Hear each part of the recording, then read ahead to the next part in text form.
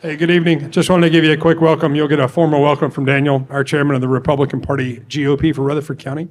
My name is Seth Weathersby. I serve on the Rutherford County GOP board. I'm going to lead us in the Pledge of Allegiance and then start us with a quick prayer, and we will get the night off. So if everybody would rise, we'll start with the Pledge of Allegiance.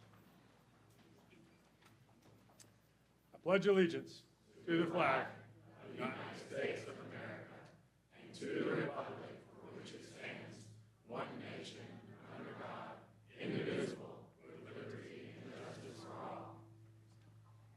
Thank you so much. Dear Lord Jesus, we thank you for the opportunity to be here tonight. Lord, we thank you just for safety. Lord, we thank you for a beautiful day weather-wise. Lord, we thank you for keeping the rain off of us as we got here. Father, we just stand literally and figuratively arm in arm, Lord, so expectant and excited about the future of our community, about the future of your kingdom, about the future of what you have for us. And Lord, as the candidates get up and explain their points of view tonight, Lord, we just pray for transparency. Lord, we pray that as it says in your scripture, that the Holy Spirit would just fall heavy on them and give them the words to speak. Lord, if there are undecided hearts here, we pray that it would just be fertile soil for the words to fall on. Lord, we thank you that we can gather, Lord, in a place that's a public forum, Lord, and just hear from our officials, Lord, that we're going to have the opportunity to democratically elect. Lord, we don't take that for granted. Father, we just stand in awe of your grace. We stand in awe of your goodness.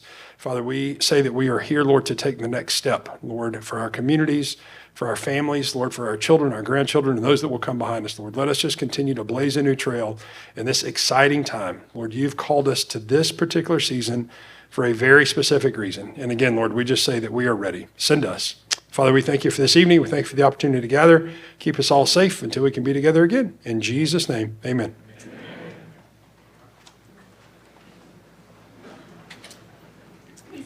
Good evening. I am Daniel Gam, and I'm the chairman of the Rutherford County Republican Party. I want to thank you all for coming out tonight. I think Chris said it. You know, the Democrats are holding a Zoom meeting for theirs, and we've got almost 400 people in the room tonight, and thousands are right now watching live on multiple platforms. So thank you guys for coming out. We also want to thank our candidates. This is a big undertaking for them to be willing to come up here and to stand in front of you all. Let's say thank you right now to our three mayors and our three sheriff candidates.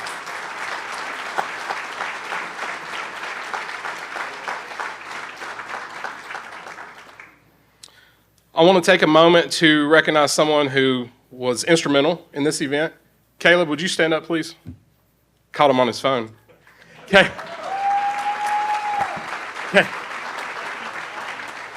Okay.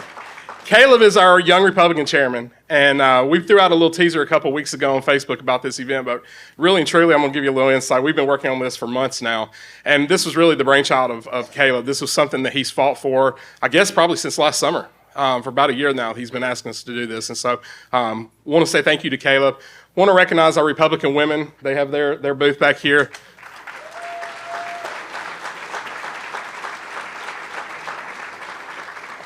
Ladies, men, you can be affiliate members as well, but ladies, if you are not a member of the Republican Women, they are pretty much standing room only now when they meet every month. They pretty much, I think they had over 100 people at the last meeting. So they meet monthly, third Tuesday of every month. Great group of ladies to be a part of. So check them out. Concessions in the back. You got any left? He said they got left. We have our Club America chapters from here in Rutherford County.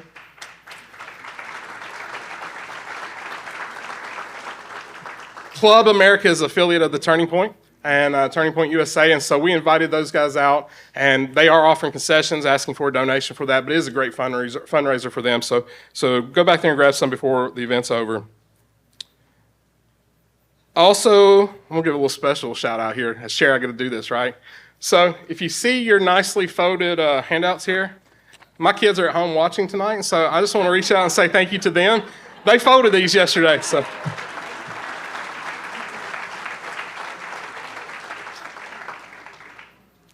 And then we get into a little bit of housekeeping.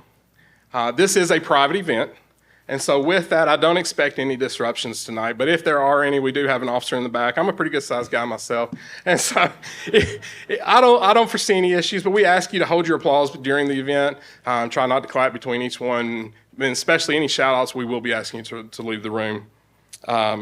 This is live stream, as I mentioned. We want to thank John I. Carey and Jennifer Whelan. Everybody knows John. He's easy enough. Jennifer, the soon-to-be Jennifer Carey. Did I say the last name right? They have generously put this on their different platforms tonight, and so we are live streaming at home. So there are cameras live the whole time. So if you're here with someone that you're probably not supposed to be with, you sneak on out the back. We don't want another Coldplay incident tonight. And then lastly, I want to introduce our Republican Party. And so here in Rutherford County, we do have the core Rutherford County GOP. We obviously mentioned the two auxiliary groups.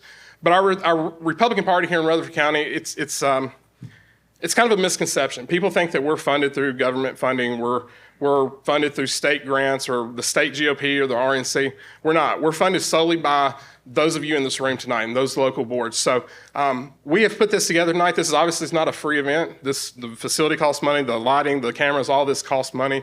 And so thank everyone who is a donor here tonight. If you have not joined, we would love to have your membership. We do have the sign-up tables over here, and so you're welcome to come meet one of us, and we'll be happy to get you signed up tonight. And now, let's get started for the events. We do have a little bit of a celebrity with Chris Hand. He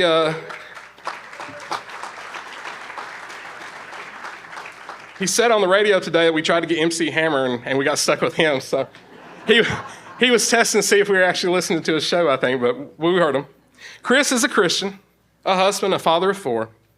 Chris and his family reside here in Rutherford County. He is the host of the Chris Hand Show, which airs weekdays from 9 a.m. to noon on Super Talk 99.7 WTN, and they're live on YouTube. Chris previously served as the media director for Turning Point USA. So without further ado, let's introduce Chris for our moderator for the event tonight. Thank you.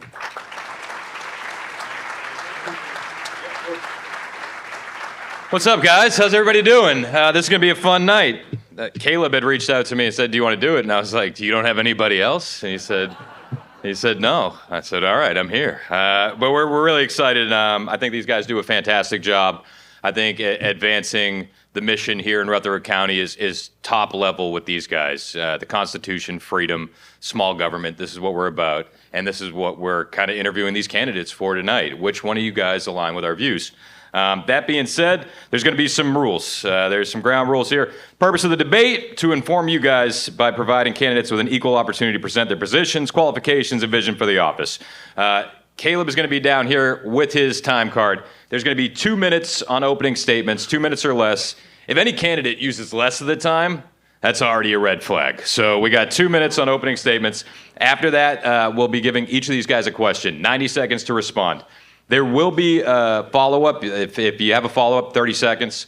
From there, we'll have closing statements, 2 minutes or less. Opening statements are determined by last name alphabetically. Then we'll do order of questions rotating throughout the debate to ensure fairness. Daniel mentioned it. Don't act a fool. We do have a police officer back here, but I'd reckon, 75% of this crowd is carrying, I think, too. So I think that's a conservative estimate.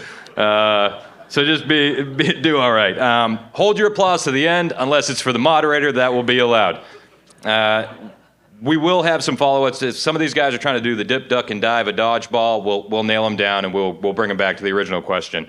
Campaign stuff stays over there. No applause till the end. That's pretty much the gist of it. With that, let's introduce our Rutherford County Sheriff candidates. We got some good ones. We'll start with Kenneth Barrett.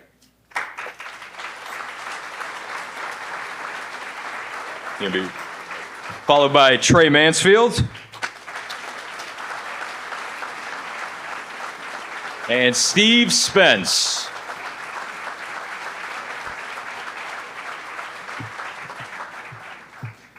How we doing, guys? Welcome in. So we will start with opening statements. Everybody's going to have 2 minutes or less. And we'll start with opening statements from Kenneth Barrett. Yes, sir. Thank y'all for being here.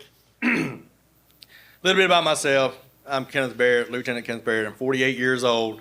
I've been at the sheriff's office for 28 years. 20 of those years I've been in a leadership role. And a little bit about me and my wife and my family.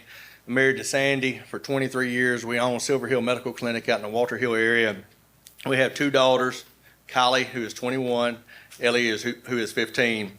We raised them on fourth-generation family property where I was born and raised there. A little bit about my experience. I started at the Sheriff's Department at 20 years old as a detention deputy. I was then moved into patrol. Shortly after that, I was promoted into proactive units, such as narcotics detective, interstate interdiction, and crime suppression. I'm currently a lieutenant on patrol and handle day-to-day activities on patrol out in the community. A key issue we have at the Sheriff's Department is morale. Low morale weakens the public safety. As your sheriff, I bring servant leadership, transparency, and accountability to improve the community's safety. I think everybody's family deserves protection. Our deputies deserve support. Our citizens deserve honest leadership that they can trust. Trust me, I would bring that to you. Thank you. Thank you, Mr. Barrett.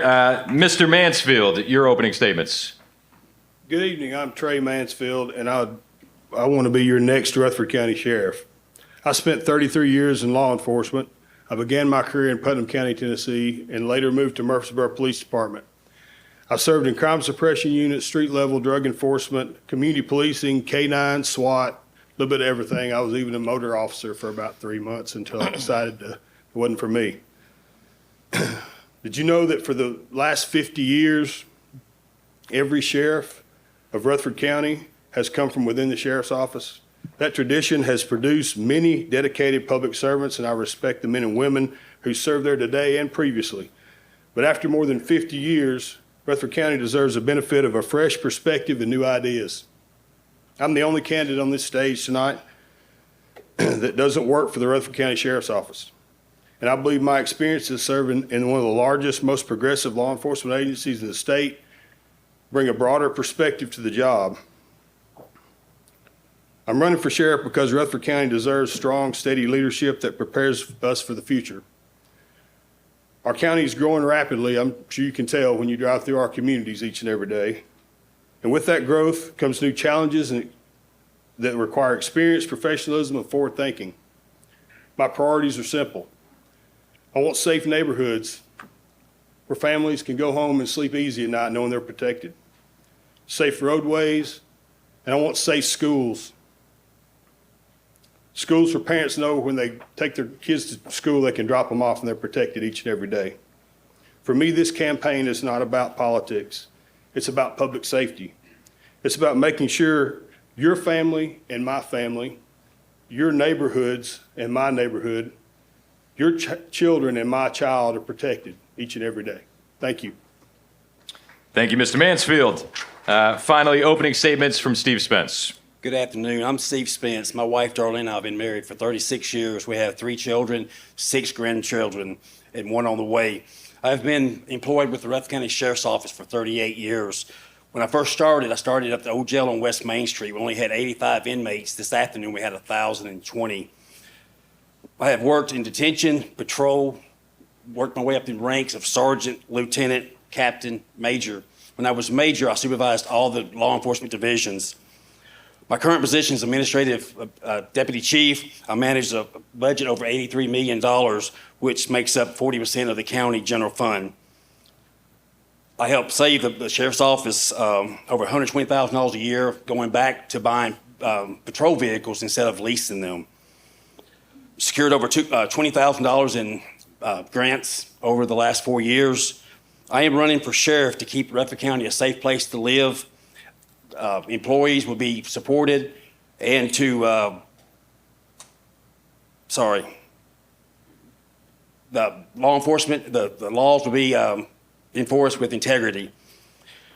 To build a relationship and trust with the communities, to continue to work with reentry programs to keep recidivism down at the jail, and I would appreciate your vote. Thank you, Mr. Spence. To kick things off, we'll go back to you, Mr. Spence. What is your top public safety priority for Rutherford County?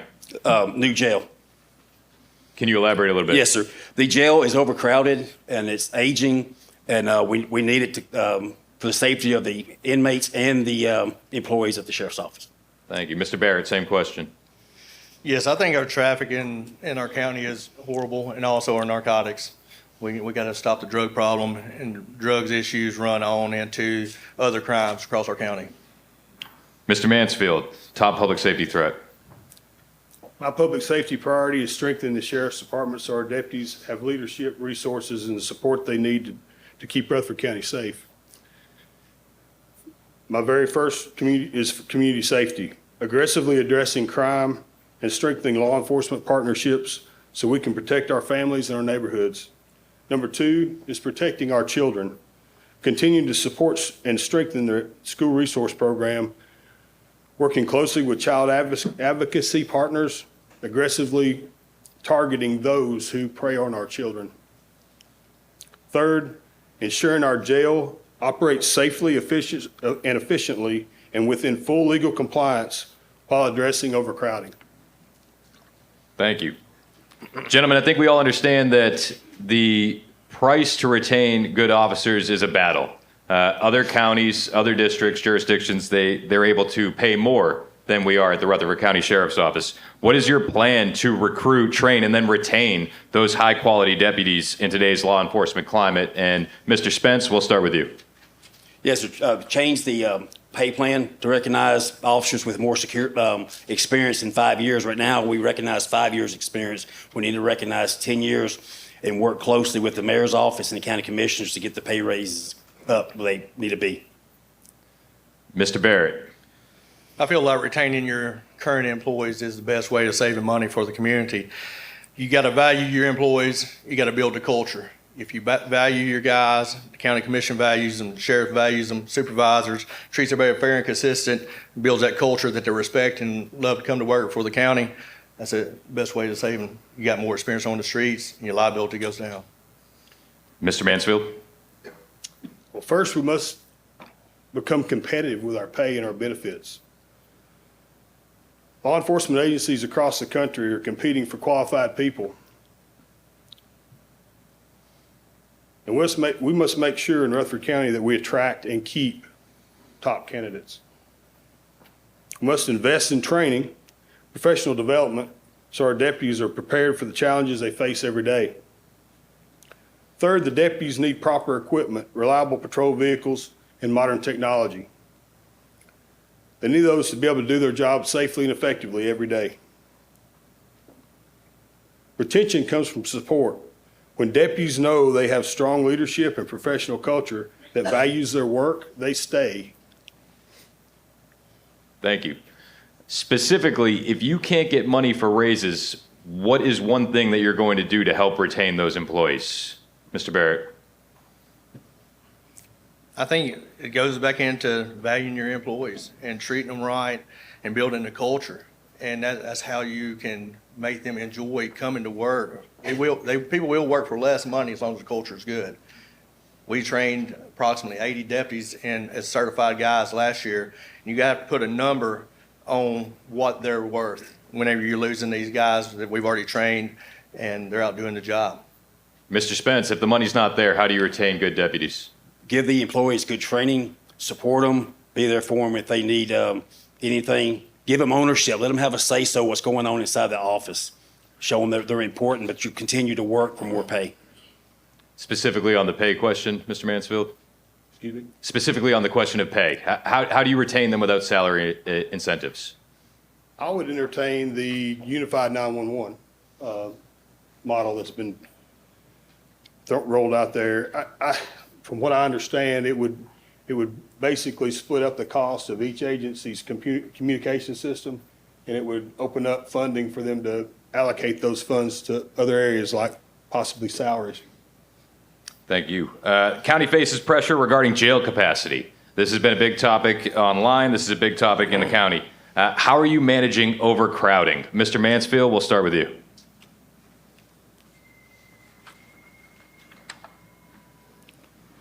Well, is that me? Overcrowding is a serious issue, and the Tennessee Corrections Institute has made it clear that our facility must remain certified to maintain state protection. If we lose that certification, Rutherford County taxpayers could face significant legal liability. The state's also placed the county on a 5-year timeline. to plan, design, and construct a new facility. So building a new jail is not optional, it's required. The new facility must protect corrections officers, meet constitutional standards, and be built while staying on budget. But construction alone will not solve overcrowding. We must also manage the jail population. That means expanding programs like drug court, strengthening mental health efforts, and increasing education and workforce training opportunities inside the jail. When nonviolent offenders receive the help they need, the chance of relapse decreases and taxpayer costs go down. Mr. Spence, same question. Yes, sir. The prisons are full. There's no place to take the inmates right now. We have to keep them at the sheriff's office. Building a new state-of-the-art jail will give a benefit for the employees, safety of the employees, safety of the inmates. Bring food service back under the sheriff's office, save money. Stop doing the contracts. That way you can use the money for corrections to help build the jail with no tax increase. We need to build a new jail. Key impacts: if we don't build a new jail, overcrowding will increase, legal and financial risk will grow, staff safety and retention will decline. We have to build a new jail to make room for the overcrowding. Without the jail, though, how do you manage overcrowding? Work with the courts and recidivism, more classes to get them out, the releases. Yes. Mr. Barrett, on the jail, how do you manage overcrowding? I would like to work with the courts and try to get some of the inmates out on non-violent crimes, where they can get back out on the streets, be with their families, try to be a productive citizen in the community, to keep eyes on them, have people that go and follow up with them, make sure they are living right, doing right, trying to be a productive citizen in Rutherford County. Homelessness is a big issue in Rutherford County, including in and around Murfreesboro. We've seen increasing concerns about the homelessness and related issues such as public safety, mental health crises, and coordination with social services. As the sheriff of the county, how are you going to address homelessness in a way that protects public safety, but is also working with community organizations, mental health resources, and local government to find long-term solutions? Mr. Barrett, we'll start with you. We have a lot of nonprofit organizations here in Rutherford County that I think the Sheriff's Department needs to reach out to, Journey Homes, different areas like that, to try to find the homeless, give them help, give them the needs they need to maybe get jobs, get them in a residence so they won't be out on the street having to commit crimes, to get money to support their family. Mr. Mansfield, same question on the homeless. Well, the Murfreesboro Police Department, we deal with homeless on a daily basis. We have a host unit that we have in our department. The host stands for the Homeless Outreach Support System. It's been extremely successful. What we do is we pair officers with mental health co-responders, and we go out and engage with individuals experiencing mental health issues and homeless issues, and connect them with services that like shelters, treatment programs, medical care, and other resources. Mr. Spence? Work closely with the Journey Home to try to find placement for the homeless. We have on the mental illness, we have co-responders that ride with our officers to get them help, work with them, and there's placement before we can put the mental ill in national hospitals and facilities. But relocate the homeless, help them out, do the nonprofits, and get them some homes placed in. Okay, thank you, gentlemen. For our last question, we're going to welcome in one of our Student Eagles. The Student Eagles is a group that studies local government. They're focused on Tennessee law and the Tennessee Constitution. So with that, we're going to bring up Emma Weber, and she's going to ask the sheriffs the final question. Emma Weber, everybody.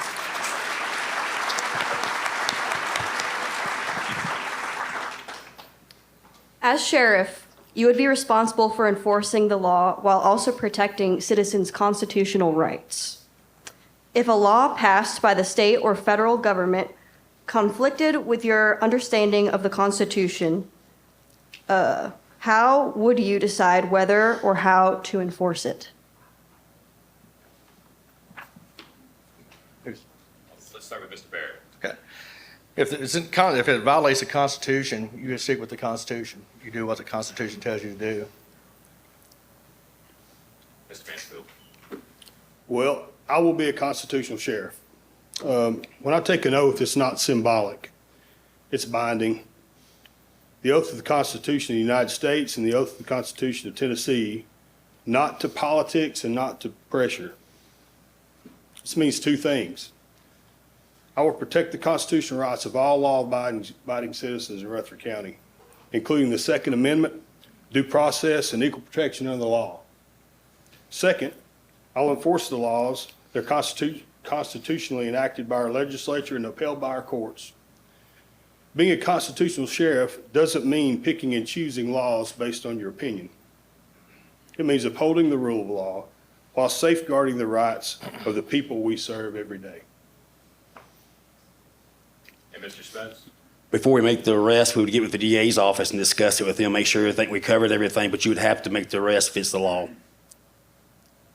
Thank you. Thank you so much. Everybody give it up for Emma one more time.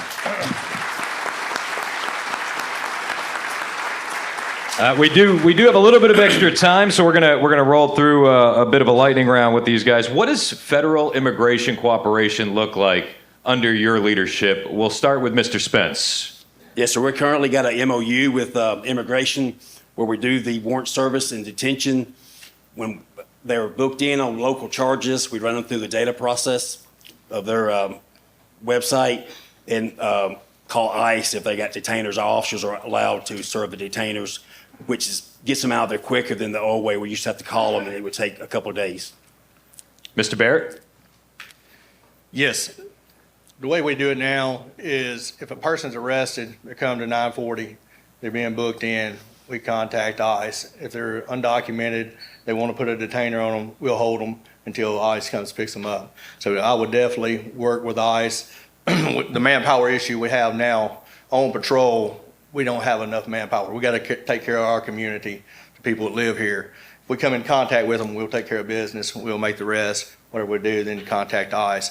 But priority is Rutherford County citizens. Thank you. Mr. Mansfield? It's kind of the same thing. From what I understand, the jail currently is under the jail model of the 287G. And basically, that's what's working best for our community at this time. I would be open to any suggestions later on down the road as sheriff to implement further 287G particulars, but right now I think they operate very well with the 287G in the jail right now with the jail intake. Right now, we have a very favorable administration for how we like things down here in Rutherford County. That could change very quickly. If we have a Democrat government, are there situations or examples where you've seen government overreach where you wouldn't stand for it as a sheriff of Rutherford County? Mr. Spence? If it's a law, we have to enforce it. You have to uphold the law. That's part of the constitutional position. You have to uphold the law. Mr. Mansfield? I'm going to protect the rights of all citizens of Rutherford County. I'm going to work with legislators and judges regardless of the party, affiliated party that's, in office at that point. And Mr. Barrett? We have state law. You follow statute. If the crime's committed, you make the arrest, write a citation. What does community trust and transparency look like under your administration? Ensuring the sheriff's office is transparent, accountable, trusted by the residents. How do you plan to enact these policies? Mr. Barrett? Transparency is a big thing I'm on is I want to be very, very transparent with the community. I want to do a monthly release to the community and let them know what Rutherford County Sheriff's Department does. We were so short-handed. We need to let everybody in the community know exactly what we're doing, the types of calls we go on monthly, so they have buy-in to what the Sheriff's Department does. I always say people live in a little bubble. As long as that bubble's safe, they think the county's safe. They don't realize what has happened throughout the night in a different neighborhood from where they live. Perfect. What is your day one initiative if you win this office? Let's start with you, Mr. Spence. To meet with all the employees, let them know I've got their back. Just do your job and I've got your back and I'll support you and fight for them. Mr. Mansfield? Same thing. Meet with all the employees. It would be evaluating and listening to some of the issues and concerns that they have currently at the sheriff's office that either can't be addressed or not being addressed, and do my best to work with all departments to make the Sheriff's Department a stronger place to work. Mr. Barrett? First thing is start building the culture. Build a culture of the Sheriff's Department where they know they're being trusted, where they're being valued as an employee of the Sheriff's Department, which that'll make the community realize that these guys are out being very professional and open, and they're valuing the community also. What is your plans to combat sex trafficking in Middle Tennessee? It is a huge issue in this country. Middle Tennessee is in the crossroads for multiple paths of sex trafficking in this country. What do you know about sex trafficking? What will you do about sex trafficking as the sheriff in Rutherford County? We'll start with Mr. Mansfield. I would 100% support the ICAC unit. I would strengthen the ICAC unit with adding more investigators to that unit. And I can promise you that there will be no child sex offender that can hide under any rock that I won't find you. Mr. Spence? Continue to work with TBI and be involved with the programs and get officers, make a unit to attack it more, because it wouldn't be allowed in this county. And Mr. Barrett? I would like to build a specialized unit within our detective division for this, like Murfreesboro City has. They have a guy that looks into it, and that's what he does full time. And once you have your program set up, that's what the guy focuses in, that detective focuses in on. Opioid crisis is still a big deal in Rutherford County. Millions of Americans deal with it nationwide. Specifically in this county, how will you tackle the opioid crisis? And we'll start with you, Mr. Barrett. Specialized unit. That's majority of my career was working narcotics, interstate interdiction, and crime suppression. That's what I did. I got bad guys off the street, guns, drugs, and you put the people out there in the areas that it's happening, you focus in on that crime, and you hammer down on it. And that's what those guys are out there to do, is to not get the drugs off the street and get them into jail where our community is safer. Mr. Spence? Yes, support our narcotics units and the special units to go out here and enforce it, take tips from the citizens and the communities, and follow up on them and enforce it. Mr. Mansfield? Work with my investigative team to develop a opioid task force and address strictly opioids. See if I couldn't make a difference in that way. Thank you, gentlemen. We're going to roll through and do closing statements now, and we're going to go in reverse order from the opening statements. So we'll start with Mr. Spence. Yes, sir. I'm bringing strong leadership and responsible budgeting, required careful planning and communications. Our largest and most important resource in expenditure is personnel costs. As we move forward, we must look ways to do more with less, all while taking care of the most important resources, our people. This will take a team and community approach to continue our strong financial management and continue to build trust in the community. This is your sheriff's office, and we should always be above reproach and remember how much we value the community we live in and work in. Thank you. Mr. Mansfield? Well, first, I want to thank the Rutherford County Republican Party and the Young Republicans for putting on this debate tonight. I also want to thank each and every one of you for coming out and learning more about your candidate. Tonight, you've heard a lot of different ideas about how to lead a sheriff's office. What this race comes down to is leadership and the direction we want this agency to go. Rutherford County is growing quickly. With that growth comes challenges. Building a new jail, crime prevention, technologies, training, and the resources our deputies need to do their jobs safely and effectively every day. I bring something different to this race. For more than 50 years, the sheriff of Rutherford County has come from within the sheriff's office. I'm the only candidate running for sheriff on the ballot not currently employed with the Rutherford County Sheriff's Office. I believe our county deserves my benefit of fresh perspective and new ideas as we prepare for the future. My commitment is simple: support our deputies, modernize the tools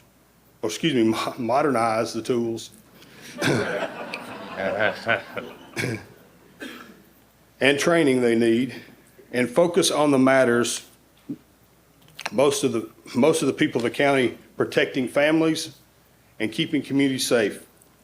This campaign is about public safety. strong leadership, and making the Rutherford County Sheriff's Office one of the most respected agencies in the state. I believe Rutherford County deserves experienced leadership, a fresh perspective, and a sheriff focused on professionalism and public safety. And I respectfully ask for your vote to be your next sheriff of Rutherford County. Thank you. Thank you, Mr. Mansfield. Mr. Barrett. Yes, sir. I would like to ask everybody to do your research. Figure out who the best leader is for this county. I've been in this campaign since January of 2025. I knew this is what I wanted to do. I didn't stand down and wait to see who else was going to run. I threw my name out quick, gave everybody time to do the research. I feel like I'm the best leader for the Sheriff's Department to rebuild the culture, be open to the community. I got 28 years of service in a lot of different areas. Like I said, I've been in a leadership role for 20 years. Second generation deputy, born and raised right here in Rutherford County and Walter Hill. Like I said, that's where I raised my daughters at. We prayed on this, and me and my wife and my family, and this is what we're going to do. So we got started early. Do your research. I'd appreciate your vote. Thank you, Mr. Barrett. And thank you to all the sheriff candidates that we have. You give them a round of applause, doing a great job here.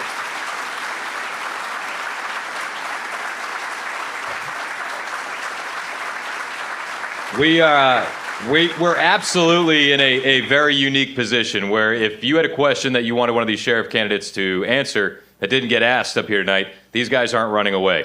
So you're welcome to come up to them, ask them the questions that we may have missed, and get your questions from the sheriffs directly. We're going to take a brief intermission, and we'll be back momentarily with our mayoral debate. So hang out with us, and we appreciate y'all being here.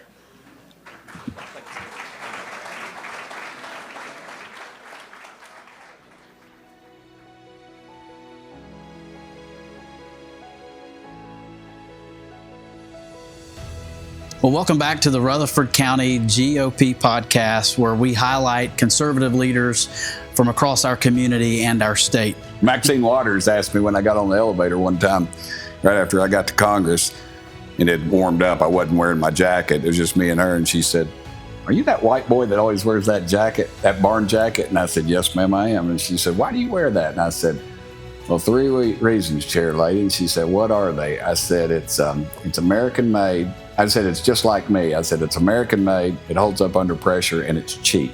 And she laughed.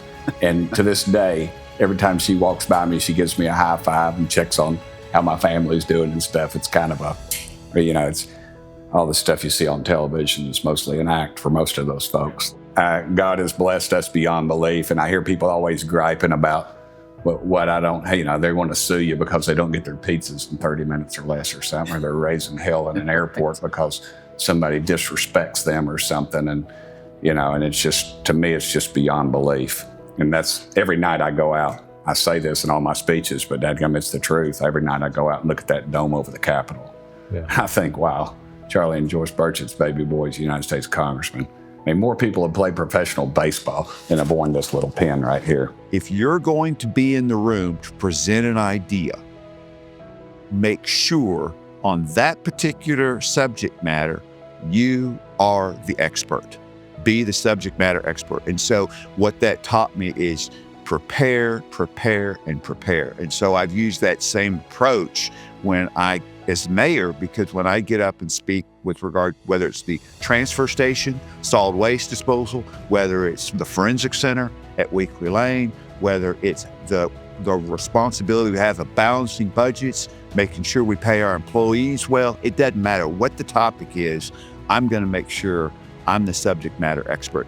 And the reason is because I'm the mayor, and the mayor should be the subject matter expert, just like a state rep. If I'm carrying that bill, who is to be the subject matter expert except for the person advocating for that piece of legislation? And I look back, and even going back to when I was elected mayor in 2014, and I just shake my head at some of the things that I didn't have weight in my vocabulary, really aggressive on, like us, that, we're in small business. You don't want to have a committee to form a committee to talk about what the committee needs to talk about. You just want to solve problems. And so I've learned that more importantly, we've got good folks who work at the city of Murfreesboro. We've got a good team, and you've really started to see that migrate now that the years of being on council in 2006. you've gone through so many people at the city that, have left over the last 20 plus years. So I've learned a lot and still learning, learn something new every day. That's the biggest difference between being a council member and a mayor is, as a council member, I was able to sort of see both sides, and you could ride sort of a fence post, right? Yeah. And as mayor, you don't get to do that. And that makes it really tough because I probably get more credit for things that go right and more blame for things that go wrong. And I think that's what, as a leader, we try to do is, be slow to take credit and quick to take blame. And there are things that went on with those rallies that, I didn't really have a say in, but I think that's the part of a good leader, is making sure that you protect your people. One of the most important roles we have as elected officials is to be a voice of the people. And that's not just the people that push the button with your name. That's the people that don't go vote, the people that vote, and the people that vote and don't support you. You're still their voice. And so I take that very seriously. I think sometimes as elected officials, they forget that we're human and we're dealing with those same issues that they're dealing with. Right. And so I think to be able to have those conversations is so important, and something I don't take lightly. And school choice means more than just the financing aspect of it. All of us learn differently. I think for most kids, the public school system, it works, So when it comes to like Education Freedom Act, I don't think it's going to have huge impact on an enormous number of people. It's going to have enormous impact on a few people who really need it. I was the mayor and I just said, look, Parks and Rec own the property. No, City Hall owns the property, Parks and Rec builds the parks. We're going to donate the property and we're going to leave it to Parks and Rec to build it, and there's no public input. I said, okay. And 1 year to the date that was completed. And it was one of the most beautiful memorials. People to this day still gather there on the anniversary. And not only to the victims and their families, but also to the survivors. And it's a precious place. And I said, no names on the plaque. We want to put you there, Mayor. No names on the plaque. There's no limit to the amount of good you can do if you don't care who gets the credit. What do you think has changed, since you took the gavel? And as Speaker, what's changed the most since 2019? Well, some of the newer generation, they do not like the institution. They don't like the history. They don't like the respect. They don't like the decorum rules. Everything for some of them is nothing but social media, instant gratification, and how can I get more clicks and more this? And that's really not what serving is. What serving is about is trying to work with others to improve our state, to move us forward, to get us somewhere where we have never achieved. It's not about one single person trying to become a million YouTube follower or something, right? That's not what politics is about. And unfortunately, I think whether it's national or state level, you have individuals who that's their number one concern. Well, and we put in good policies in place here in Tennessee. Every state gets to set their own policies. Right. I think one of the misnomers is that whatever happens in California can happen here in Tennessee also, or what can happen in New York happens here. And that's just not the case. We are our own government. We have our own sovereignty when it comes to a lot of our laws and regulations. So in Tennessee, no equipment comes into Tennessee without us first testing it somewhere else. We will not be the guinea pig. We do not allow anything to be connected electronically when it comes to the voting machines. And you don't do the drop boxes where it's just sitting in the middle of a vacant field and ballots be able to be dropped off in there. So we have some really tight procedures in place that a lot of the other states don't have. One of my professors in college used to tell me he wanted me to become a professor, and he said, the last thing you want to do is get out in the real life world of thunder and lightning. You could get hurt out there. And he said, you should be a college professor. And I think for a lot of people that are legislators, that's the world they live in, this kind of cloistered, protected world where they make laws, but they don't have to live by the laws that they make. And I think that's not what we want. I think we want a citizen legislature of people who have real experiences in life, serve for a season and go home. But we've got to drive down cost of living. We've got to make We've got to make America more affordable. That includes housing. It's keeping taxes low. It's cutting red tape. It's focusing on decreasing costs for healthcare and childcare. And so we're focused in each of those areas and driving in each of those areas. These are taxpayer dollars, and they're not my dollars. And just like in our venture business, we had skin in the game too, but over time we were investing other people's money. And you have to have a different lens as you look at things when you're investing other people's money, in this case taxpayer dollars. And so my antenna goes way up, and my nature is to be fairly speculative on the opportunity. Does it make any sense? I mean, my nature is to go in and think this is a no until they can convince me this is a yes. Vast majority of people in prison are going to come back in our communities. They're going to be neighbors. They're going to be people that we see on the soccer fields, having their kids play with our kids. And at the end of the day, wouldn't we be well served so when they come out, they could be gainfully employed, they can provide for themselves and their family, and they can give back to society. That is a tremendous investment, not just for our communities, but a longer term, making sure they're not coming back in the criminal justice system.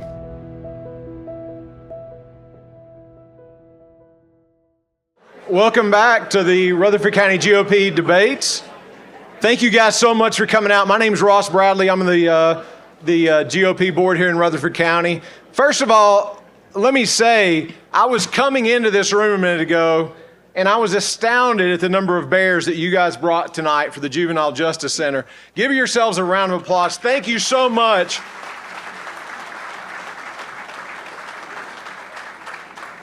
The one thing we could say about the Republican Party in Rutherford County is when we ask you guys to show up, you show up every time. Thank you so much for doing that. Our community is better because of you guys, so thank you so much. I just really want to tell you a couple things about our mission.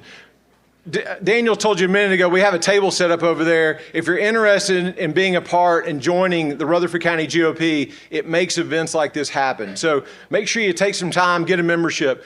Here's what we're trying to do with the local party. We're doing things a little different this year. Some of you guys have come out, met the candidates. We did it in Murfreesboro at the Boulevard. Those folks were awesome. They gave us that space. Then we turned around the next week. We went to Smyrna. We went to Champies. Folks in Smyrna turned out great. They said, folks in Smyrna aren't going to show out for that. Hey, guess what? Folks in Smyrna show out. So thank you guys so much for turning out. Tonight, we said, maybe we should do this at the headquarters. And we said, well, the headquarters only holds about 100 people. I don't know if we should do it there. Thank the Lord we didn't, because I don't know what we would have done with everybody, all right? We'd have been out, we'd had to take the whole square over tonight. So I thank you to John I. Carey for doing the Facebook Lives. I'm watching the numbers on Facebook Lives. We have thousands of views online. He's got it, I don't know. John's got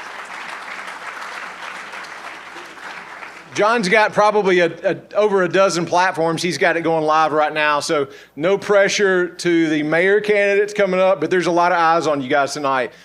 For those of you all that aren't able to, or that have friends that weren't able to watch it tonight, if your kids had sports or you had something going on, we're going to post it on our Rutherford County GOP YouTube channel.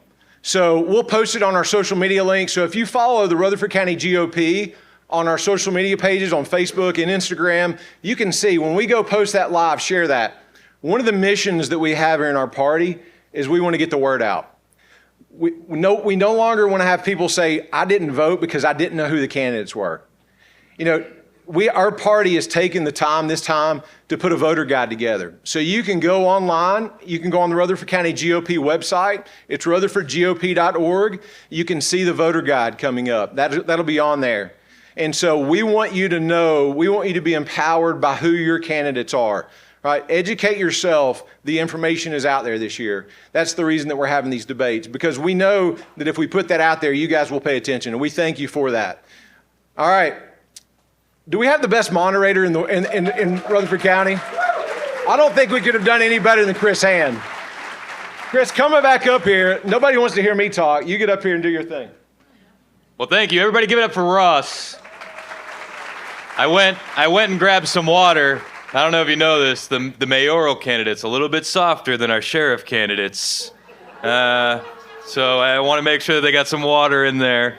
Without further ado, though, can we welcome our mayoral candidates? We have Randy Allen, Joe Carr, and Craig Harris. Come on up, guys. Oh, good.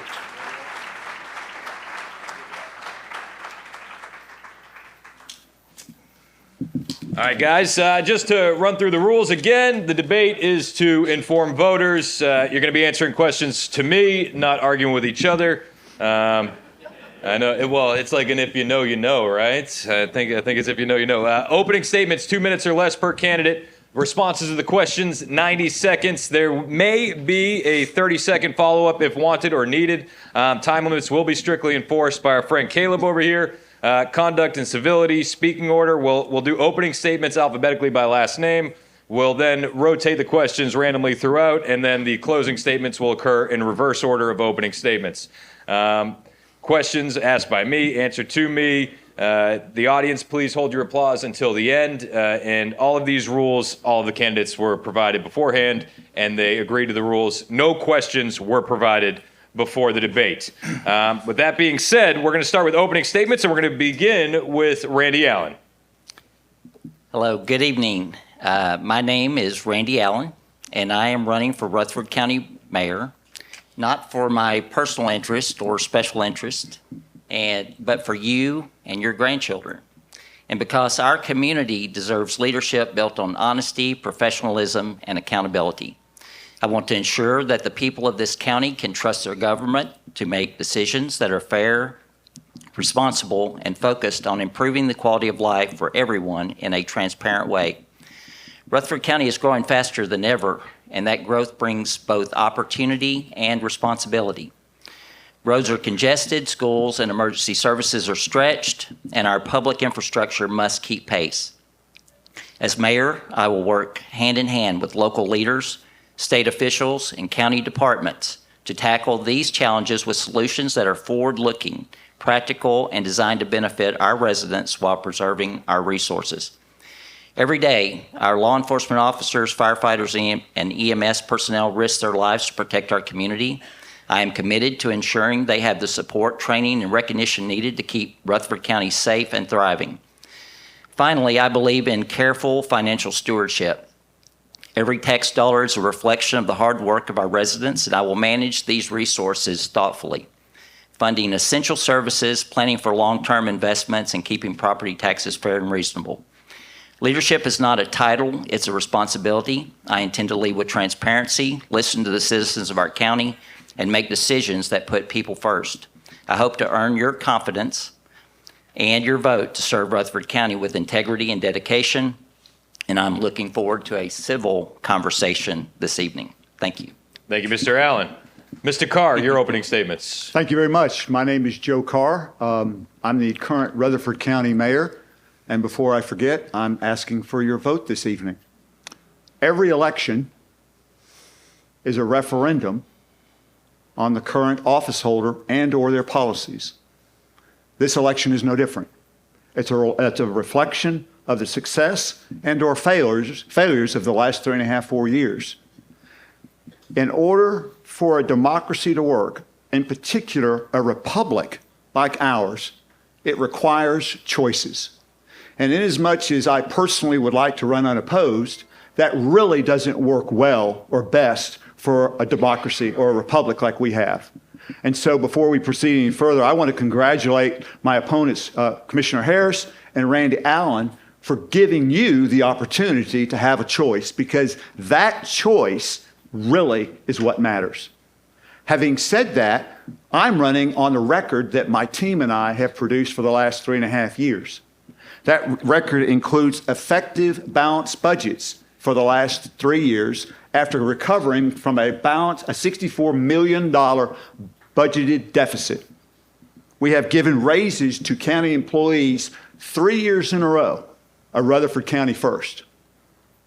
We have stopped the expansion of Middle Point Landfill by building and operating a transfer station that can manage over 400,000 tons of trash a year, along with producing $1 million back in revenue. There are many other things this team has done, but this is a referendum not just on me, but on the team. and I would humbly ask for your vote in support of this team to move our county forward. Thank you very much. Thank you, Mayor Carr. Commissioner Harris. Thank you. I'm Craig Harris. I'm Rutherford County Commissioner, and I'm honored to run for this office. Look, I'm not a polished politician. My opponent has run a lot of races. He's been in a lot of debates, and he's a very eloquent speaker. I'm just a businessman. I'm an administrator. When I was 17 years old, I was homeless. I didn't know where I was going to eat or where I was going to sleep, but I wasn't going to allow that bad hand I was dealt to dictate whether I was a success or a failure. So I began my journey, and I listened. I'd go up and talk with the titans of business. I would learn everything I could, and then I started a company. And I've been CEO for over 30 years. Now this company has failed. This company has succeeded. I have steered this company through stagflation, inflation, recession, COVID, and we're as strong as we ever been. And I bring that experience and CEO type mentality to this office. I'm running because I see both the challenges and also see a great potential. And there's a lot of hardworking people in here, and they deserve a mayor that works just as hard. Look, leadership is not about politics. It's about service. It's not about paychecks. It's about showing up. It's about making tough decisions and putting people before their personal agendas. Now, I will work well with our delegation, our commission. I'm one of their leaders. And I will also work well with our school board and our constitutional officers. I also work well with our youth, the heartbeat of our community, the innovators, the dreamers, the doers. They will have part of my administration. I want to share my vision. I want to discuss my solutions. I hope I earn your trust, and I hope that I will get your vote. Thank you. Thank you, Mr. Harris. Today, we're going to begin with infrastructure and growth. I think everybody knows that it takes 35 minutes in Murfreesboro to get to Murfreesboro. So how do you balance that? How do you balance economic development with infrastructure, traffic, schools, and quality of life? Mr. Harris, we'll start with you. Well, we're growing 700 people a month. So growth has way outdone anything we've ever expected. The best thing we can do for starting our growth is we got to have a complex plan. If we don't have a complex, Plan Rutherford, if we don't have that, we got chaos. Second thing is we have got to work on our infrastructure. You talk about traffic, and we talk about all the things that it just makes us crazy. Well, infrastructure, we got to have that before expansion. So before we build these subdivisions, we got to have our infrastructure in place. That means widening roads, and we can work with our developers, not against them. So two things about growth: you either fight it or you work with it. So roads do not end in the city limits. We had to start building roads, and we had to ask the developers also to help us build roads. We had to be able to work with them together. We got to protect our green space. And I also believe that if we are local builders, we need to use local labor and local materials and bring that money back into our economy. Thank you. Mr. Carr, same question. Thank you. This county of Rutherford in the last 3.5 years has taken some really great strides towards dealing with the congestion and the infrastructure as a result of growth. As the county commission knows, and there are a number of county commissioners here tonight, and thank you for being here, is we have funded the renovation of 4 high schools at a cost of $200 million. We built a new middle school at Poplar Hill. We built a new elementary school at Poplar Hill. I've told you about the transfer station out in Walter Hill. We're constructing a new forensic center, the state's 6th in Smyrna. But having said all that, we still have work to do, and a lot of that work is going to find its way into Plan Rutherford, of which many of you know about. More importantly, though, what is the county doing to deal with traffic and congestion? And I see Commissioner Phil Dodd in the background, and back there in the back, and he and I have been working on a long-range traffic program for Rutherford County. Currently, Rutherford County does not build new roads. We do not. We maintained our road infrastructure, but we not build them. And along with Commissioner Dodd's leadership and mine, we have decided that we need to at least begin the process of evaluating whether or not the county should be involved in road building, because we do have a responsibility to deal with the congestion and the traffic. Thank you very much. Thank you, Mr. Carr. Mr. Allen, same question. How will you balance the economic development with infrastructure, traffic, schools, and quality of life? So this is a major concern in our community. And let me just tell you, they're upset about it. The congestion, the landfill, the different things, especially the taxes. But what we have to do is realize that all of this growth is not organic. It's not homegrown. We are being swallowed in this area by this region. It's coming from, it's people that are going from Coffee County to Murfreesboro. It used to be they would just shoot down the interstate, but now we've got this situation where people, there's a wreck, and so they go the back roads. They just, they're cutting through our neighborhoods. They're cutting through different things. We've got to bring better jobs to Murfreesboro, to Rutherford County. We've got to do a better job of making sure that the people who live here can work here. That'll solve some of that congestion. But, and I agree with the Plan Rutherford. We need a comprehensive plan to look at that long range and decide we need to be proactive, not reactive on that. So thank you. Thank you, Mr. Allen. You said, I heard you say you want the jobs to stay here in Rutherford County, which kind of leads us to our next question. Is the same side of the same coin, or different side of the same coin? What will you do to keep Rutherford County attractive to businesses, but at the same time support local companies here in town? So we've got to do a much better job of working on economic development with not only the state, but the Chamber of Commerce. Rutherford County should be playing a role in and have a seat at the table when we're talking to different companies, talking about bringing their headquarters here. I don't know how many more fast food places we need.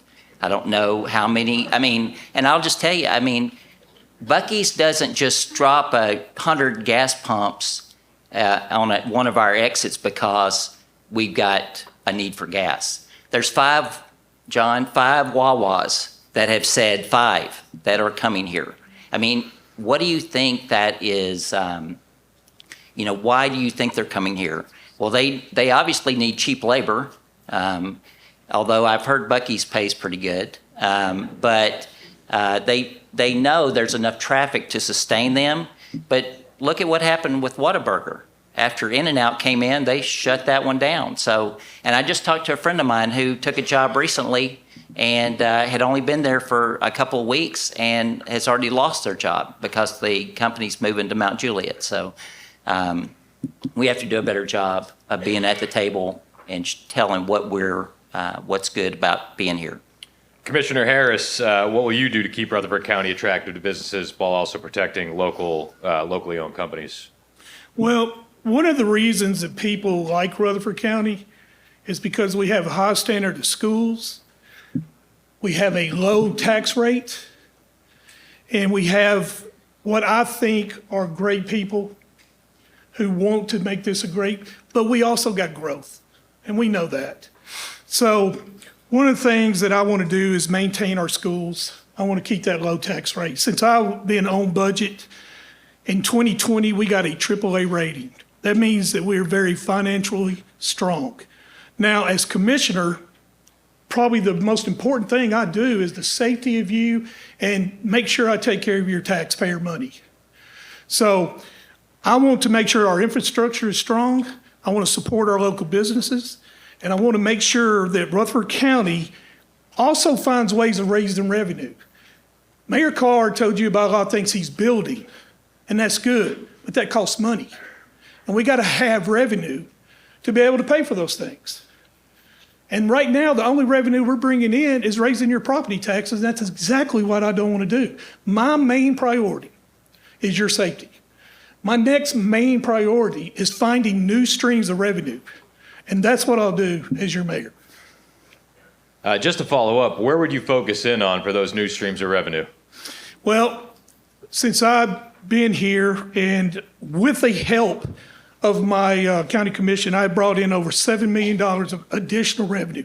Now, what I want to do is I've been working 4 years on a real estate transfer fee that could bring $10 million a year recurring. I'm trying to get loans from the gambling fund interest-free.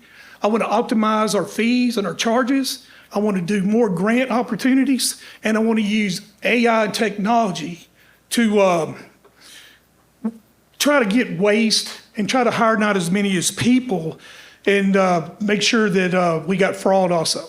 Thank you, Commissioner Harris. Mayor Carr, how would you balance keeping Rutherford County attractive to businesses while supporting locally owned companies? That's a great question, and quite honestly, it's the $64 million question because, as everybody in this room knows, Rutherford County is a magnet for people all over the country and all over the world who want to come and live here. It's a wonderful problem to have. As a matter of fact, there are 94 other counties in this state that would love to have our challenges. But with those challenges come great responsibilities. So how do we raise income levels? How do we provide the services? How do we produce that infrastructure that can support the quality of life that every single one of us expect? One of the things that we have done most recently is Barrett Manufacturing. Barrett Manufacturing was purchased by a firm out of Australia, and they're going to put their headquarters here, currently under construction, out there on Manchester Highway. That is a huge benefit to this county because of the number of jobs that they're going to produce, but also the quality of those jobs. But what's important about that particular situation is this. I was working with the economic development community, Paul Latour specifically, about bringing that facility here, making sure it doesn't leave our county or our state. We need to focus on those businesses that are here today and give them the incentives to stay, while at the same time recruiting those businesses from abroad. Thank you very much. Thank you, Mayor Carr. Landfill has been a big topic of conversation, both anytime we have a gathering of this size or anytime you go on the Murfreesboro Facebook page. Rutherford County relies heavily on the county's landfill for waste management. But as the county continues to grow, concerns remain about its long-term capacity, the environmental impact. If the landfill eventually reaches capacity or it has to close, what are the long-term plans for Rutherford County and how you'll manage waste, and how would you prepare the county financially and logistically for that transition? We'll start with you, Mr. Allen. Well, as you know, that is a hot topic, and there's not been a really good answer, but I do commend Mayor Carr and Commissioner Harris on the fact that they were able to build a transfer station and start shipping our trash to Lewisburg. While that's great that Rutherford County got rid of our own trash, Murfreesboro still dumps every day there. And, also, I believe I heard Mayor Carr say at a public forum several months ago that we have now got 36 counties that are dumping inside Republic. Now, 4 years ago, when we were running for election, I think we had 29 counties, including our own, dumping there. So it is on our water supply. And as far as a long-term solution, I think every option needs to be on the table, whether it's, waste to jobs, waste to fuel, methane gas capture. I mean, everything we can do to resolve this in the best way possible for our citizens. Thank you, Mr. Allen. Mayor Carr, your plans for the landfill. So this was something I ran on when I first ran for office almost 4 years ago, thanks to the county commission. They saw the vision of how we could be waste independent. So today, even though Middle Point's not closed because it is a private concern, it's a private company that contracts with other counties to bring their waste here. As of today, in 2025, Rutherford County received over 1 million tons of trash at Middle Point. How much of that was Rutherford County trash? Less than 100,000 tons. Less than 10%, ladies and gentlemen, of the 1 million tons that comes to that landfill is from Rutherford County. We built a transfer station to allow Rutherford County to be solid waste independent. Its current capacity, as I said before, is 400,000 tons. We're currently bringing in about 100,000 tons a year at a profit to the county of over $1 million a year.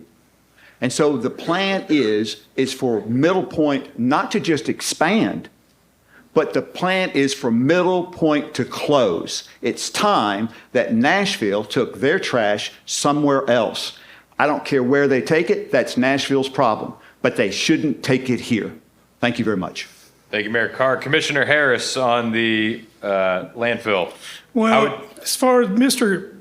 Mayor Carr keeps talking about his transfer station, which I personally believe we built it 4 years too early. It's not making $1 million because he keeps leaving out the mortgage payment, which is $116,000 a month. Now, I have never said I was for expansion. Never. There's no video, there's nothing he has that ever said that I'm for expansion. So I can tell you all till you're blue in the face, I'm not for expansion. Some of you are going to believe me. Some of you won't. You'll just say I'm only saying that to be mayor. So let's look at that. Mayor Carr 4 years ago said he is going to close down the landfill. Obviously, he didn't do that. But Mayor Carr don't have the power to do that. Mayor Carr don't have a vote.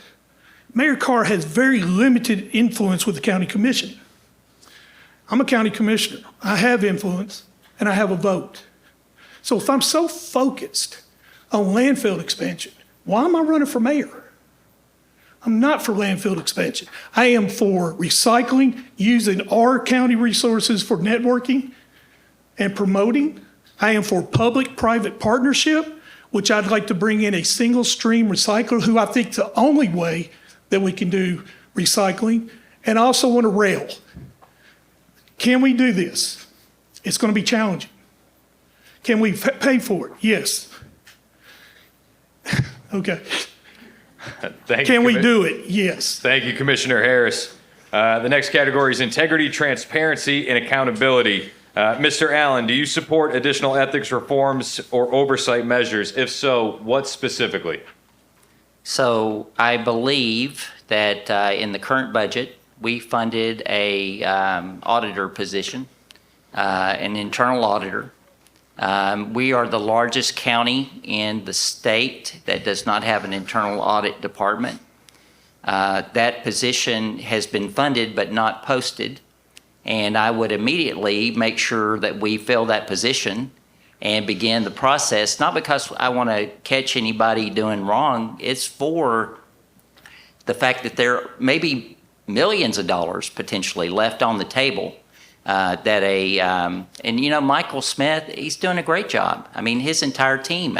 But the internal audit position would be something I think would lead to greater transparency, as well as, you know, I think the people in our community are really concerned about how that budget is increasing every year, and they're really not seeing a great return. I mean, yes, we need another school, we need a jail, but we need proactive planning. We need a plan to, I mean, we haven't talked about it, it's probably not on this, but you know, as far as infrastructure, there has to be a tower built at the Smyrna Airport, and we own that. We own the airport, so we're responsible. If they can't get the money, we will have to come up with the money to pay for that. So, Thank you, Mr. Allen. Commissioner Harris, do you support additional ethics reforms or oversight measures? Specifically, which would they be? Well, I believe integrity, transparency, and accountability are the most strongest characteristics you can have. You cannot be a leader without those. You cannot have one, you can't have two, you have to have all three. If you don't have integrity, then the people think you're lying. If you don't have transparency, then you think we're hiding something. And if you don't have accountability, that means the people think that the rules don't apply to you. Now, the first thing I did when I became a commissioner is I started a juvenile detention center, board. Mayor Carr is the chairman on it. That gives us transparency. I support the Public Building Authority. That is a transparency. And when I became chairman of steering, very rarely does a first year Very rarely does a first-year commissioner become chairman of such an important committee of steering. And I got elected because integrity, transparency, and accountability. I tell everything I need to my committee and to the county commission. I don't hide anything. And if I do wrong, I own it. So I think that if we cannot be effective leaders if we don't have that, and I think you should demand that out of your leaders. Thank you. Mayor Carr, same question. Do you support additional ethics reforms, oversight measures? If so, what specifically? Yeah, I do. I think it's very, very important that we have the appropriate ethics reforms that produce the transparency from our elected officials so that you, the public, can have a modicum of trust in the decisions that they're making. Moreover, not just the decisions that are made, but more importantly, how they are made, the process by which those decisions are made. The word transparency gets thrown around a lot, especially in an election year, but especially in the last 2 or 3 years. So I decided to find out what the dictionary said about transparency. The quality of being open to public scrutiny. The quality of being open to public scrutiny. And if there's anything any elected official should hold up as a standard, regardless of the elected position, whether it's a mayor, a sheriff, county clerk, trustee, doesn't make any difference. You've got to open yourself up to public scrutiny, which means you answer questions, even difficult questions, most especially the difficult questions, because that openness is going to show that you're a person of integrity. Thank you. Thank you, Mayor Carr. We're going to pause real quick for our Student Eagles question. We have Ethan Buckles here. The Student Eagles are a group that study local government, Tennessee law, and the Tennessee Constitution. Welcome, Ethan Buckles.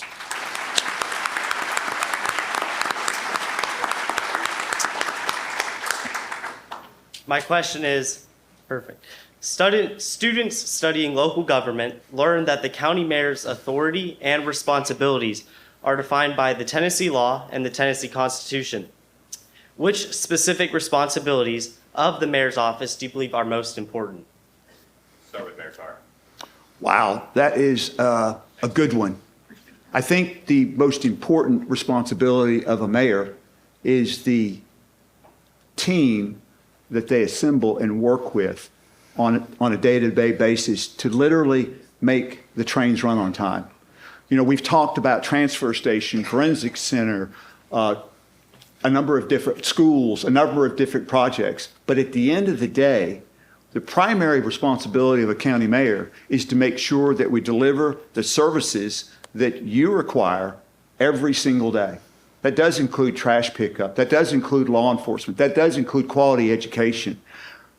But what undergirds every bit of that is a stable financial community. And I want to say this, Rutherford County today has got the strongest financial balance sheet of any county in the state. Moreover, we are one of 54 counties out of 3,100 nationwide with 3 AAA bond ratings. There are many states that do not have that acclaim.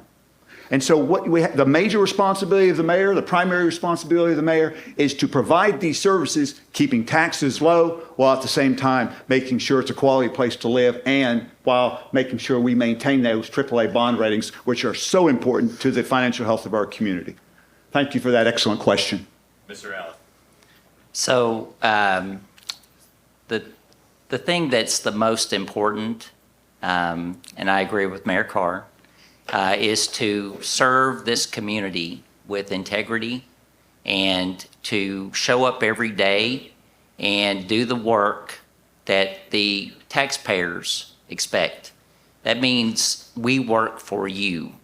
And all of the things that you want, we should be able to address those.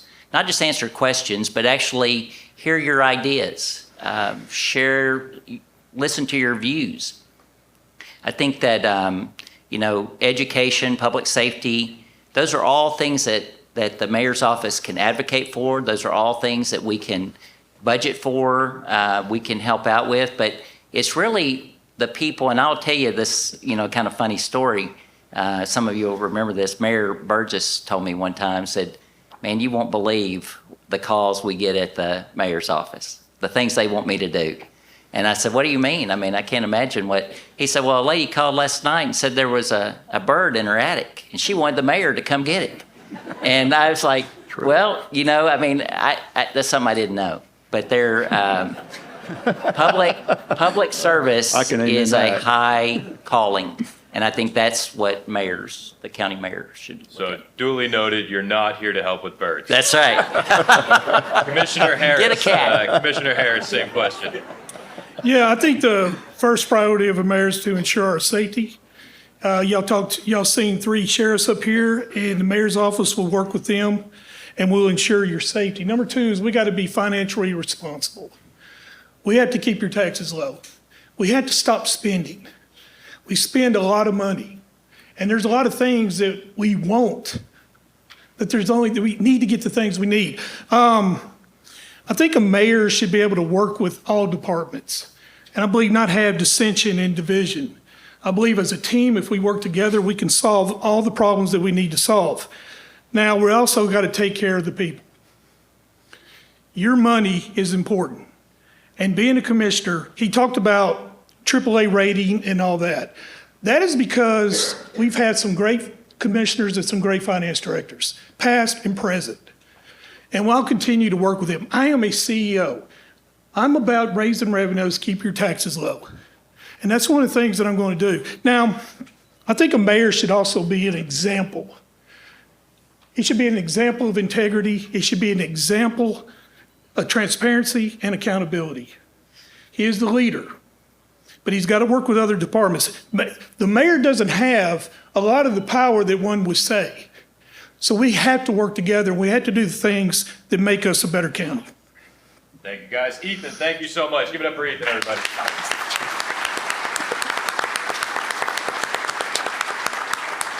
Getting back towards the budget, what is one area of the county you think is underfunded and you believe deserves more investment? And we'll start with you, Commissioner Harris. Infrastructure, 100%. I think we have got to invest in our infrastructure. We had to build wider roads. We got the city of Murfreesboro doing them. We got all 3 municipalities building roads and widening, and we had to do the same.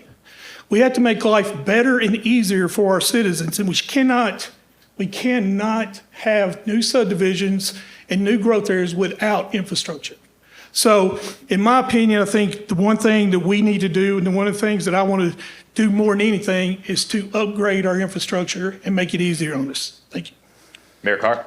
Yeah, great question again. That's a challenge because we have a lot of infrastructure needs. The sheriff's department, the sheriff's candidates talked about the need for a new jail. We absolutely better have a new jail. If we don't, the federal government's going to come and build a new jail and send us the bill. And I promise you, we won't be able to build it. They'll build it for us and send a new jail and be twice as expensive than if we did it. That is an absolute necessity. At the same time, I see several school board members here. We need another high school, especially on the northwest end of the county. That goes without saying.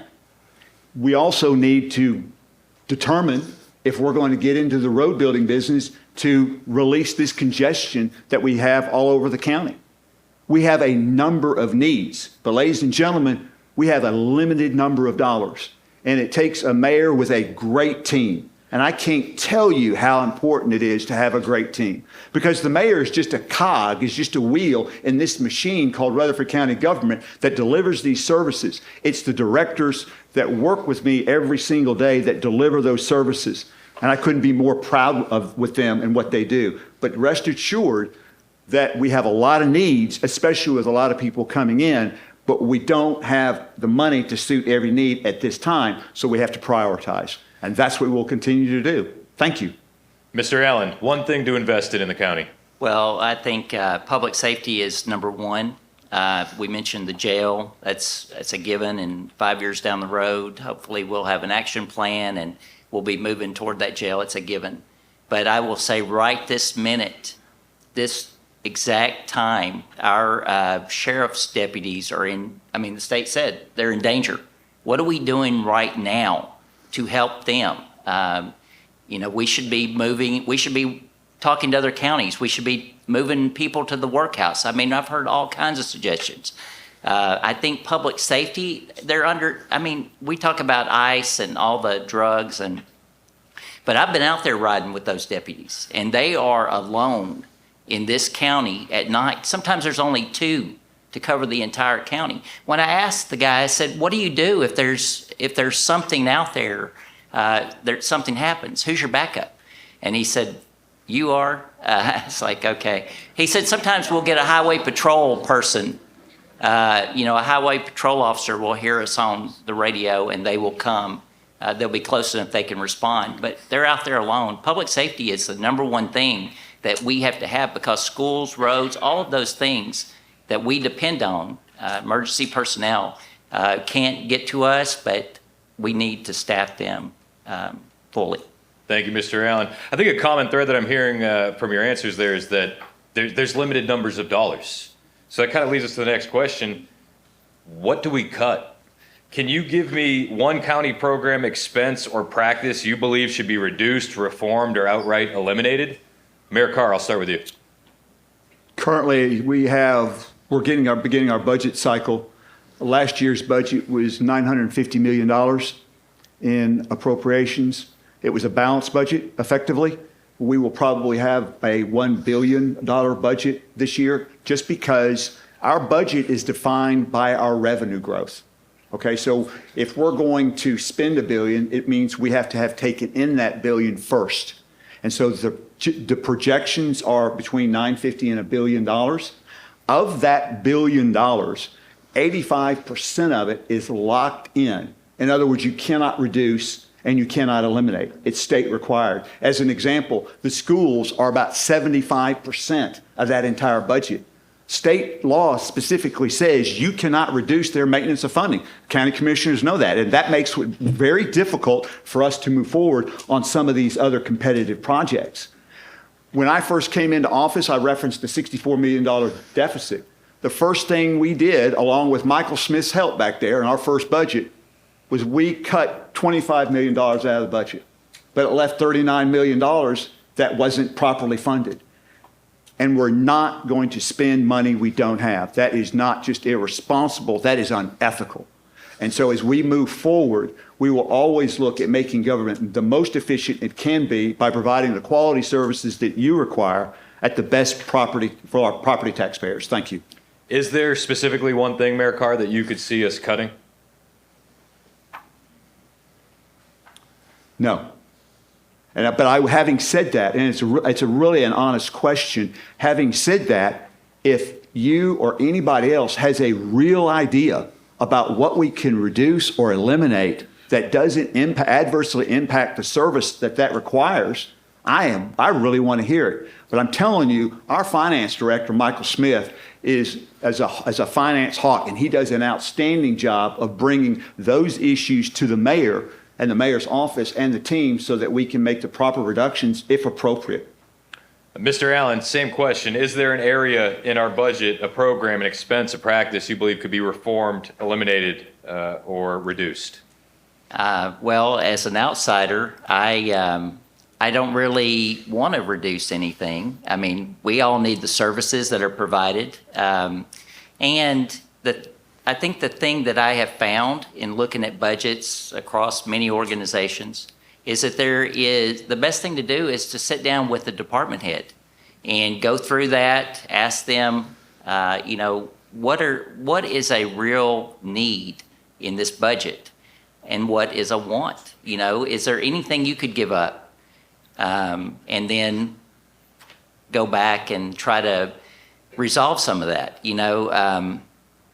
I don't think there's people in this community that think they don't get enough from the government. I think that they are concerned about how much they pay into the government for the services they receive. I don't think that we're going to be able to reduce the number of schools we need.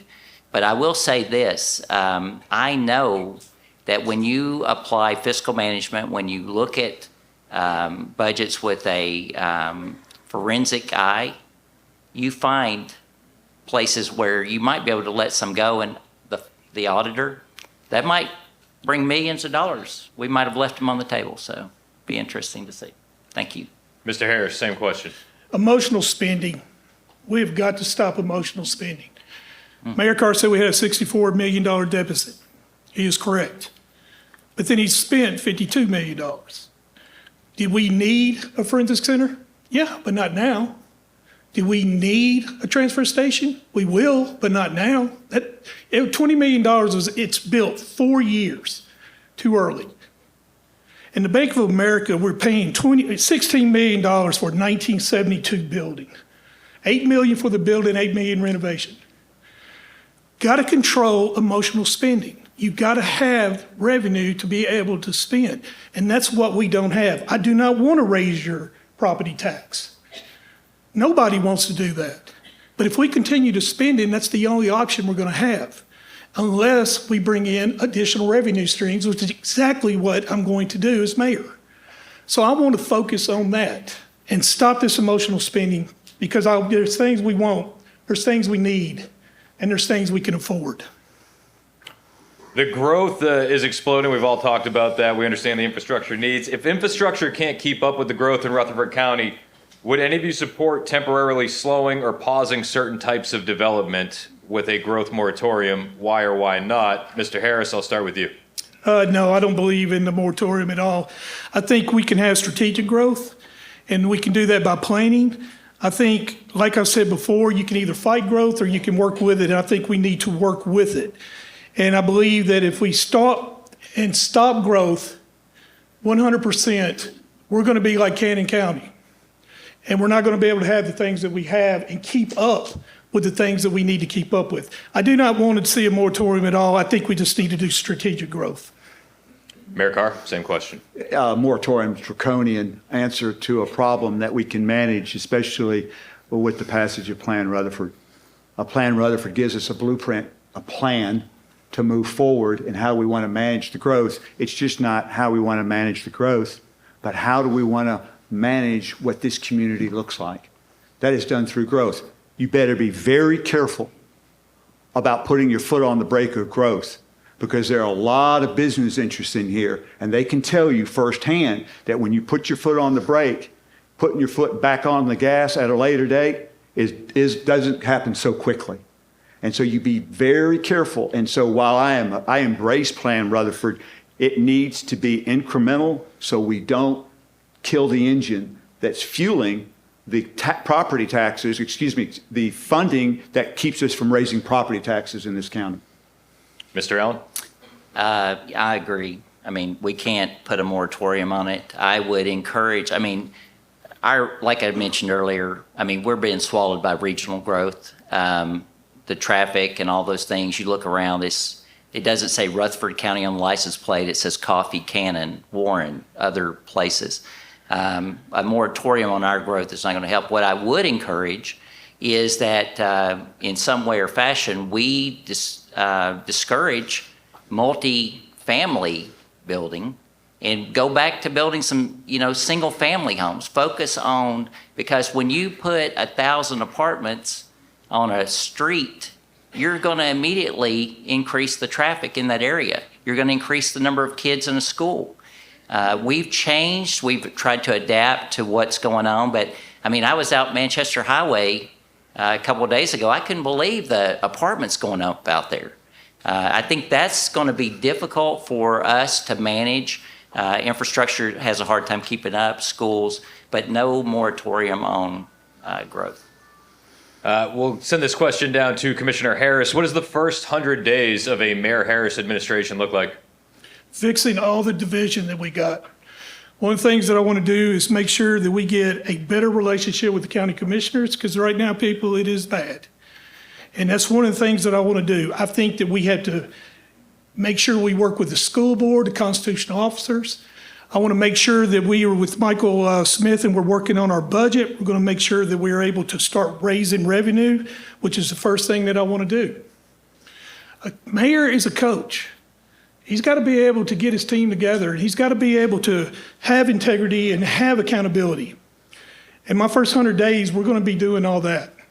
But we're also going to evaluate and see what our problems are, all of them, and then we're going to address them. And I also want to meet with all the department heads, and I want to talk to them about how we can be efficient and how can I help them?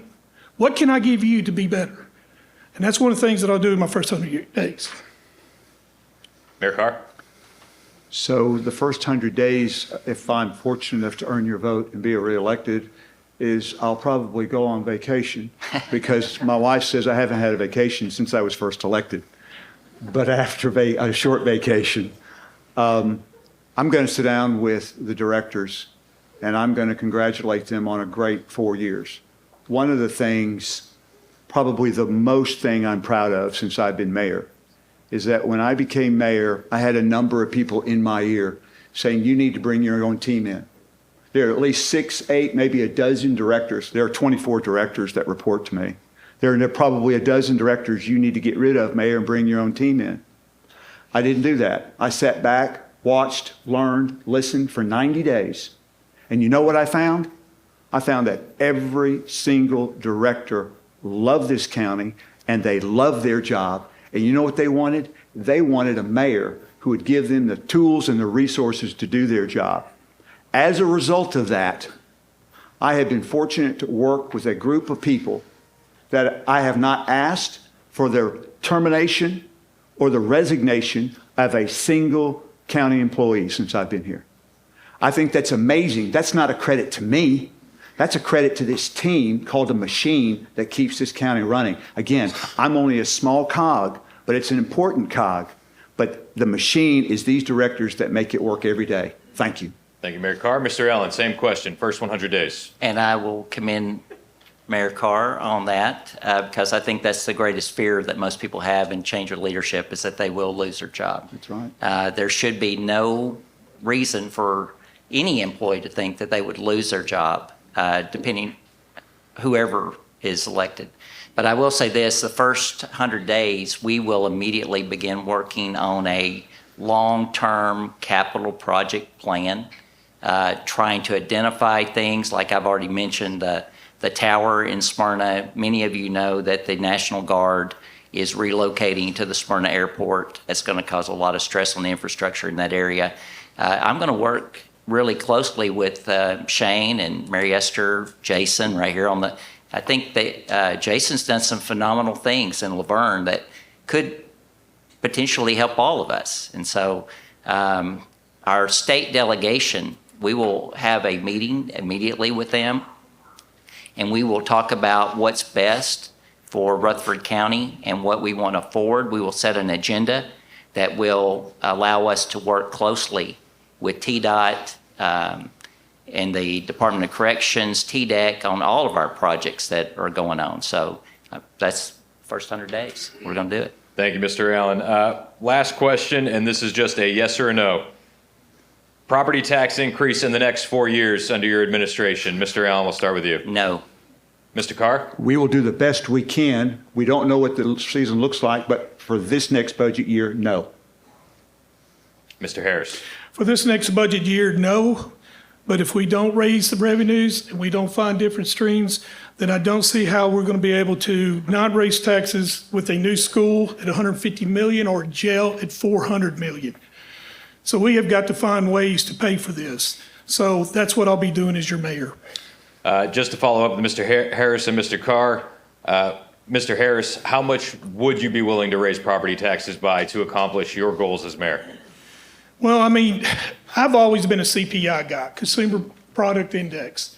It's usually around 2.8 to 3.1. So I would probably say if I raise taxes, I'd probably be in the CPI range. Mayor Carr? I don't think the raising of taxes is something that we ought to try to look forward to, and I don't believe we should be, I think we should be very careful about saying yes or no. I will tell you this, right now, we have 3 years of balanced budgets. If we balance our budgets, we don't have to concern ourselves about raising property taxes. That's the truth. So that's the key. If you have physical restraint in the spending side, raising property taxes isn't an issue, and that's what we've been very successful at for the last 3 budget cycles, and we will continue that. Well, I'd like to thank all 3 of you candidates for your time, and I'd like to give you guys each an opportunity for closing statements, and we'll be starting with Commissioner Harris. Listen, I really appreciate being here tonight. A little nervous, played in front of thousands of people in ball, but I couldn't be this nervous. So I think y'all learned some things about me tonight. I hope I earned your trust. I hope you understand that as a mayor, I'm going to try to be a CEO. I want to try to bring the business side of it and try to protect this county the best way that I can. I promise that I will be able to work with the people in this community and be able to work with our county commissioners, our state delegation, our state leaders, our school board, our constitutional officers. I have their respect. I had the ability to bring them together and work together. And the way our government is set up in Rutherford County, the mayor's office and the county commission has to get along. And we don't have that right now.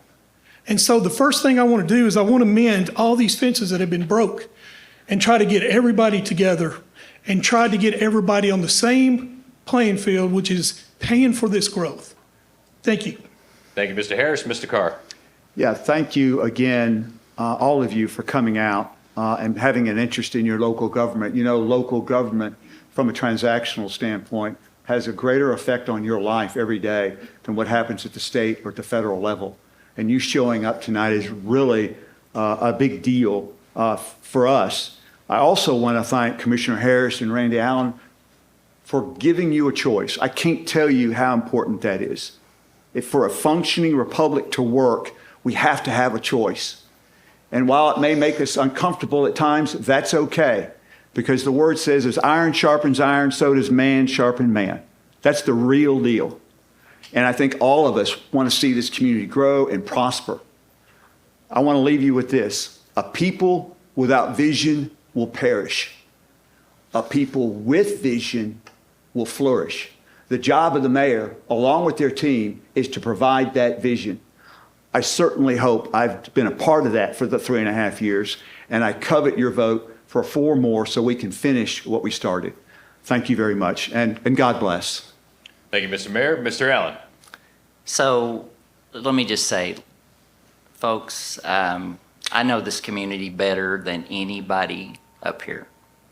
I've worked in it. I'm consistent, and people know they can trust my word. I've had 30 years of working across many sectors: manufacturing, hospitals, nonprofits, small business, and I know what those businesses need in workforce and in resources. I'm strategically positioned to serve our county in a unique and different way. Rutherford County has enormous opportunities moving forward, but with that comes great responsibility. You deserve a leader that listens, plans, and acts with integrity. But none of this happens without you. Your voice matters, your vote matters. It's time for us to stand together and work together to find solutions that unify our county and make us proud of our home. There will be no political games, no bullying, no drama. There will be, if you elect me, the good old boy system is over. And my mother taught me, she's sitting right back there, taught me to not make a promise I can't keep. And that is one I will keep. The good old boy is dead. So if you want to be a part of shaping a stronger, safer, and more prosperous Rutherford County, the time to act is now. Let's make it happen together. I am asking for your vote on May 5th. I'm Randy Allen, running for your Rutherford County Mayor. Thank you. Gentlemen, I'd like to thank all 3 of you for taking part in this debate tonight. Folks, don't forget, if there was a question that we didn't get to ask that you want to ask these candidates, they will be mulling around and they'll answer your questions. Give them a round of applause for me, though. We appreciate them and we appreciate what you guys did to come here tonight. Thank you.